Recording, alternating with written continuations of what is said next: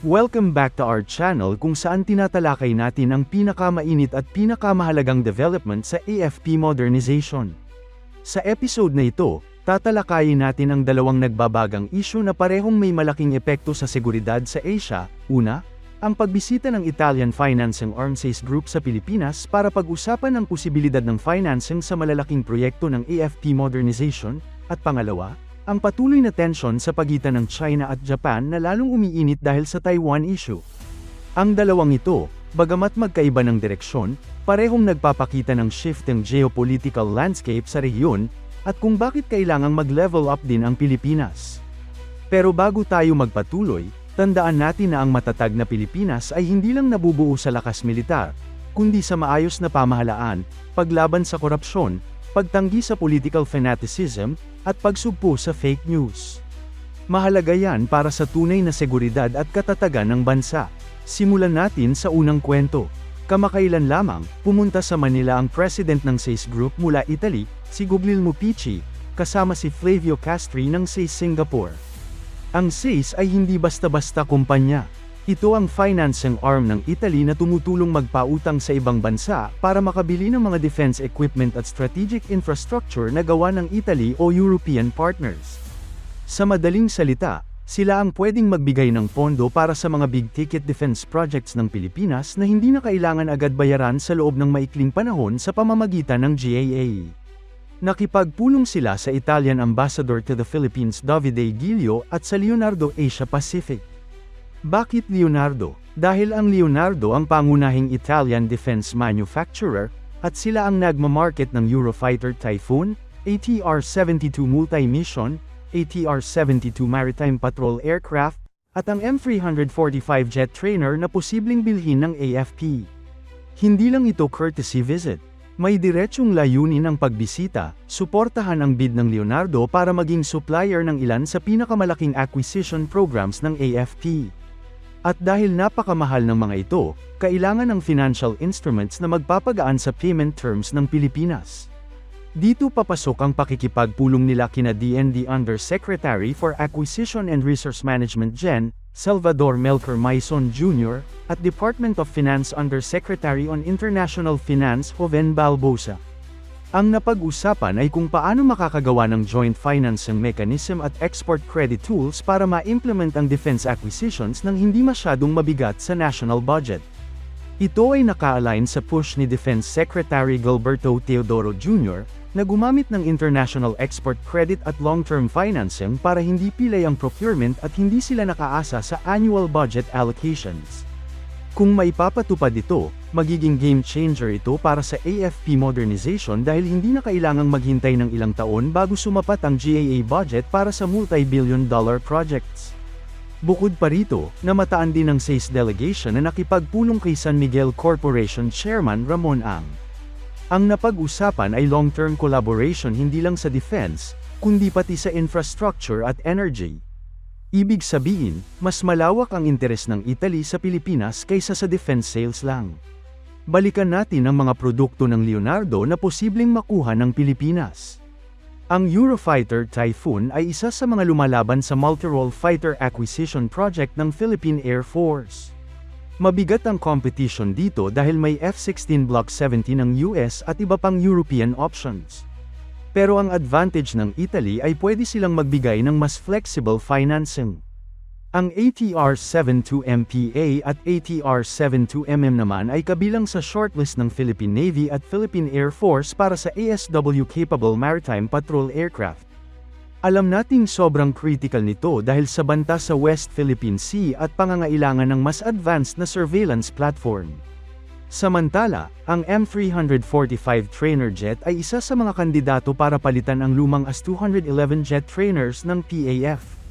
At tandaan, mayroon ng ATR-72 platform ang Pilipinas na nakuha sa Long Range Patrol Aircraft Acquisition Project, kaya may familiarity na tayo sa platform. Ngayon, mahalagang iugnay natin ito sa nangyaring development sa Bangladesh kamakailan. Noong December 9, 2025, lumagda ang Bangladesh sa letter of intent para bilhin ang Eurofighter Typhoon Tranche 4 mula sa Leonardo para sa kanilang Air Force. Ang deal ay para sa 10 hanggang 16 fighters, napapalit sa Chinese-made Chengdu J7. Ito ay bahagi ng kanilang Forces Goal 2030 Modernization Plan. Anong ibig sabihin nito para sa Pilipinas? Simple, nangyayari na ang tinatawag na Leonardo Push sa Asian region. Noon pa sinabi ng Max Defense na si Leonardo ang na-assign na i-market ang Eurofighter sa Southeast at South Asia, kabilang ang Bangladesh at Pilipinas. Ngayon, may actual na bansa nang nag-sign ng LOI. Kung makakuha ang Italy ng magandang financing offer para sa Pilipinas, posibleng mahayla ang PAF na tingnan ang Eurofighter bilang viable option, lalo na kung i-integrate sa long-term financing na hindi kayang ibigay ng ibang bansa. Sa madaling salita, gumagalaw ang Italy, at seryoso silang itulak ang kanilang defense product sa Asia. At ang tanong, handa ba ang Pilipinas tumanggap ng ganitong klase ng high-end platforms kung may financing na magpapagaan ng pasanin? Pero habang may ganitong mga opportunity ang Pilipinas sa defense modernization, may isa namang malaking usapin sa region na lalong nagpapagulo sa strategic environment, ang tumitinding pressure ng China sa Japan. 3 linggo na ngayon mula nang maglabas ng pahayag si Japanese Prime Minister Sanae Takaichi na posibleng gumamit ang Japan ng military action bilang bahagi ng collective defense kung sakaling lusubin ng China ang Taiwan.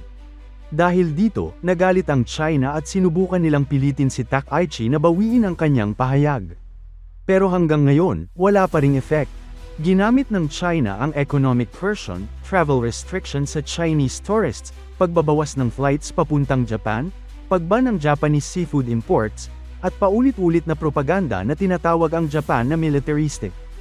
Pumasok pa rito ang Russia, na nakisama sa China sa pag-condemn sa Japan. Pero hindi tumigil ang China sa economic pressure. Ayon sa ulat, 2 J-15 fighters ng China ang nag-radar lock sa 2 Japanese F-15 CJ Eagles malapit sa Okinawa. Ang radar lock ay hindi simpleng intimidasyon. Kapag nag-lock ka ng fire control radar sa isang target, para mo nang tinutukan ng baril ang kalaban. Isa itong escalatory action. At hindi lang yun, nag-conduct ang China ng malaking naval exercise malapit mismo sa Okinawa, at ang aircraft carrier na Liaoning ay nakita sa loob ng 200 nautical mile exclusive economic zone ng Japan. Pwede naman silang mag-ensayo sa open ocean na malayo sa ibang bansa, pero pinili nilang palapitin ang kanilang assets para magpadala ng mensahe. Pati ang tinatawag na enemy state clause ng UN Charter ay ginagamit ngayon ng Chinese propagandists laban sa Japan. Ang Article 107, Article 53, at Article 77 ay tumutukoy sa mga dating Axis powers gaya ng Japan, Germany, Italy, at iba pa, na theoretically pwedeng harapin ng force ng mga winner states kung bumalik sila sa pagiging agresibo. Ang problema, ginagamit ito ng China at Russia para sabihing wala raw karapatan ang Japan na palakasin ang military nito. May mga opinyon pa nga na posibleng pinipilit ng China na paputukan sila ng Japan ng first shot para magkaroon sila ng dahilan na mag-escalate. Parang hinahamon nila ang Japan para ma-justify ang military retaliation. Pero hindi na ganoon ang Japan ngayon. Isa na itong tested and responsible international partner. Hindi na ito tulad ng Japan noong 1930s hanggang 1940s. Sa katunayan, halos lahat ng former WW2 winner states tulad ng US, UK, France, Canada ay nakikita ang Japan bilang reliable ally, gaya ng pakikilahok nito sa GCAP 6th Generation Fighter Program kasama ang UK at Italy. Sa kabila nito, malinaw na nabigo ang China na pilitin si Japan na umatras. Kaya posibleng magdagdag pa sila ng economic pressure tulad ng rare earth sanctions, paghigpit sa Japanese companies sa China, o mas agresibong incursion sa Japanese EDIs at EEZ. At dito papasok ang relevance sa Pilipinas. Una, pareho tayo ng Japan na geographically vulnerable sa pressure ng China. Kung ano ang ginagawa nila sa Japan ngayon, pwede rin nilang gawin sa atin. Halimbawa, restrictions sa trade, tourism, investment, o hindi kaya mas agresibong presensya sa West Philippine Sea. Pangalawa, ipinapakita nito kung bakit kailangan ng Pilipinas na hindi nakaasa sa iisang economic partner. Kaya tama ang direksyon ng maraming bansa ngayon na nagre-reduce ng dependence sa China upang hindi masaktan kapag nag-pressure sila. At panghuli, dito rin makikita kung bakit critical ang AFP modernization at kung bakit mahalaga ang mga financing options na tulad ng SACE. Habang tumitindi ang geopolitical challenges sa region, hindi pwedeng mabagal ang modernization ng Pilipinas. Ito ang real-world geopolitical landscape na dapat nating paghandaan.